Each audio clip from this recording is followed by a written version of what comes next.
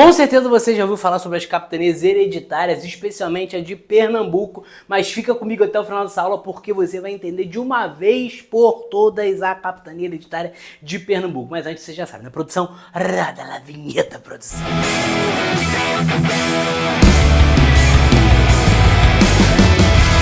Fala minha galera, SOS História, professor Pedro Riccioppo com mais um vídeo aqui no canal para vocês e hoje falando especificamente da capitania hereditária de Pernambuco, principalmente para você que vai fazer a prova da PMPE, beleza? Ou se você vai fazer alguma prova de guarda nacional, de guarda municipal de Pernambuco, enfim, e que esteja enquadrado isso nesse edital, isso aqui também serve para você. Mas foco aí para a galera da PMPE, tem uma playlist aqui no canal só focado na PMPE, então dá uma olhada lá depois, confere, por favor. E, antes de mais nada, se inscreve no canal, ativa o sininho, curte o vídeo para ajudar o SOS História a decolar, a crescer cada vez mais. Nós precisamos de você. Vou sair aqui do quadro rapidinho para você tirar o print, tá? Pausar, copiar aí no teu caderno. Vai lá, copia aí hoje de uma forma um pouco diferente.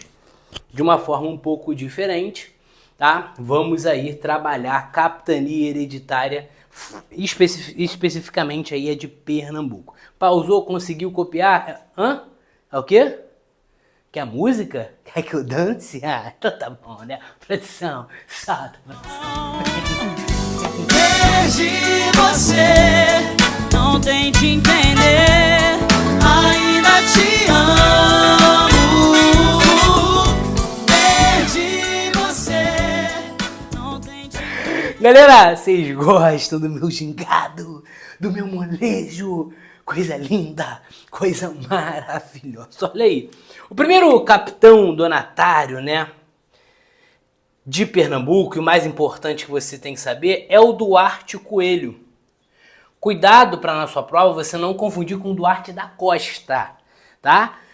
Quem é o da Costa é o governador geral, não é o capitão donatário. O capitão donatário Duarte Coelho, ele é o capitão de Pernambuco, é o primeiro capitão donatário ali de Pernambuco. Mas antes, você tem que entender de forma um pouco mais aprofundada sobre as capitanias hereditárias. Tem um vídeo aqui no canal falando só sobre elas. Se você quiser, pode dar uma olhada, mas vou dar um breve resumo aqui. Basicamente, a colonização começa a partir de 1532 com Martim Afonso de Souza, e ele percebe que só ele não seria o suficiente para colonizar, então precisava de mais. É por isso que Portugal opta por um sistema de colonização que já havia sido validado nas ilhas do Atlântico.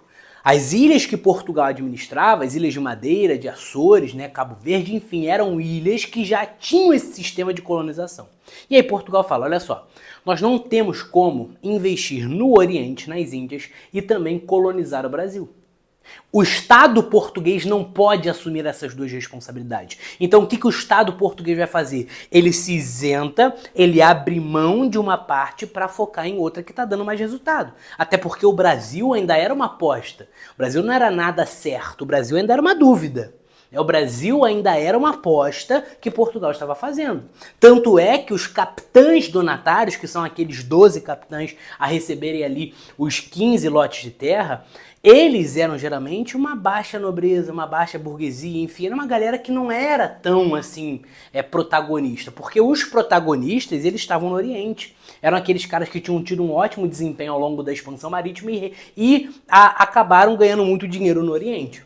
Então, as capitanias hereditárias elas vão ser implementadas, o capitão donatário ele recebeu uma carta de doação, então muito cuidado, porque muita gente confunde isso, acha que o capitão donatário ele é o dono da capitania, ele não é o dono, ele recebe uma concessão de terras pela coroa. A capitania é da coroa, se ela quiser qualquer dia falar assim, me dá de volta, ela pode, tá? Ela pode.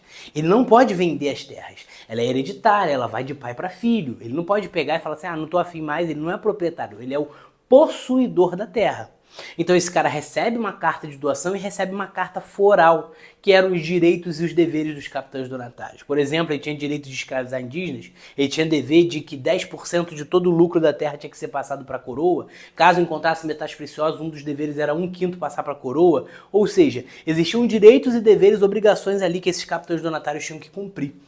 Só que a grande verdade é que a maioria das capitanias elas não prosperam, elas fracassam. Exceto Pernambuco e São Vicente, o resto fracassa. E a grande questão é por que a maioria delas não deu certo? A gente pode te dar o bizu aqui, que é o famoso FDPR, que é o filho, aqui ó, é o filho de português revoltado.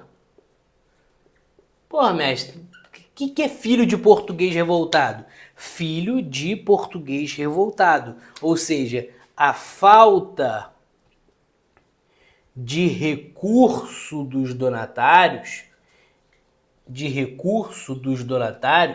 é um ponto que levou ao fracasso das capitanias. Nem todo donatário tinha dinheiro para investir nas capitanias. Tem muitos capitães que nem vêm ao Brasil, que nem assumem as terras que ficam de Portugal. Nem toda a terra que esses caras assumem, ela era fértil. Então a gente tem aqui dificuldade dos capitães com as lavouras.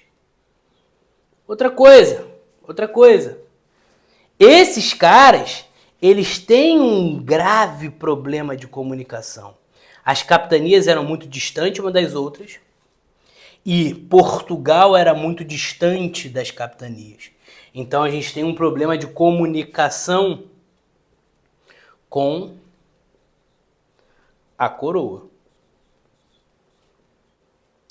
Esse problema de comunicação com a coroa, ele faz com que muitas capitanias fossem atacadas por indígenas e não tivessem suporte. É por isso que o governo geral vem, para tentar fortalecer as capitanias e na verdade não muda em nada, né? Era mais fácil, segundo José Anchieta, chegar uma notícia de Portugal do que propriamente do governo geral na sede ali em Salvador. Outro fator aqui que a gente pode apontar também são as revoltas indígenas. É óbvio, gente, é óbvio. Os indígenas se revoltam, gente, e muito. Os indígenas fazem revoltas. Os indígenas atacam ali, como por exemplo a capitania da Bahia. O Francisco Pereira Coutinho vai ser comido vivo por indígenas. O bispo Dom Pedro Fernandes Sardinha vai ser comido vivo por indígenas. Então, existem ali diversas revoltas indígenas que não se submetem ao processo de escravidão que é imposta ali pelos portugueses aos indígenas. Então, a grande questão é, se a grande maioria fracassou por conta desses fatores, qual foi o fator que gerou ali a prosperidade para Pernambuco e São Vicente? Principalmente aqui, a economia açucareira. Gente, isso aqui é chave para Pernambuco. Isso aqui é chave para a tua prova. Você tem que saber isso. Pernambuco vai ter uma prosperidade muito invejada, a ponto do próprio Duarte Coelho, quando é implementado o governo geral em 1549, o Duarte Coelho envia uma carta para Dom João III e ele fala assim, olha, eu não quero me submeter ao Tomé de Souza, o governador geral. Na minha capitania está dando certo, por que eu tenho que me submeter a ele? Não quero ser submisso a ele não, ele bate de frente, porque ele não aceita ali ser submisso a um governador geral, já que a região dele está dando certo. Outro fator também é a proximidade do capitão, né? O capitão donatário, ele estava muito próximo ali, obviamente, da capitania. E isso faz muita diferença. A capitania de Pernambuco, ela pode aparecer na sua prova com o termo Nova Lusitânia. A gente tem aqui uma série de investimentos ali de holandeses, de comerciantes flamengos na economia açucareira para que a economia açucareira se desenvolvesse. A economia açucareira é algo que desenvolve muito a economia de Pernambuco. Muito, mas muito, gente, muito. A economia, a colonização é uma iniciativa particular, porque as capitanias elas são particulares. A mão de obra é uma mão de obra escravizada, inicialmente de indígenas e depois de africanos. E a gente vai ter aqui o desenvolvimento de vilas, como a de Igaraçu também e a vila de Olinda, que vão ser administradas pelo Duarte Coelho. É administrado pelo Duarte Coelho, tá? Só que quando essas vilas são desenvolvidas, gente, existe um poder local, existe uma força local que administra essas vilas, que são as câmaras municipais. Essas câmaras municipais, então, elas administravam as vilas e elas eram uma espécie de poder local. Beleza? Então sempre que tinha uma vila formada, uma região ali autônoma dentro da capitania, existia uma câmara municipal para administrar aquela vila, tipo uma espécie de vereador, podemos dar o exemplo assim. E essas câmaras municipais, elas só poderiam ser administradas pelo que a gente vai chamar de homens bons. Mas quem são os homens bons, né? Eu botei entre aspas, porque quem são esses? São homens brancos, é uma elite aristocrática fundiária ali da colônia brasileira, homens proprietários de terras, senhores de engenho, sua grande maioria, que não recebiam para administrar as câmaras municipais, mas tinham muita influência, tinham muito poder dentro da esfera da colonização. Então esses homens bons, eles eram proprietários de terra, eles eram ali senhores de engenho, eles eram escravistas, e eles controlavam os poderes locais ali nas vilas. Beleza, galera? Show? Alguma dúvida aí sobre a capitania de Pernambuco? Se tiver alguma dúvida, coloca aqui nos comentários, se inscreve no canal, ativa o sininho, curte esse vídeo para ajudar essa história a crescer cada vez mais. Vamos pra cima, produção, né? Perdi você, não tente entender.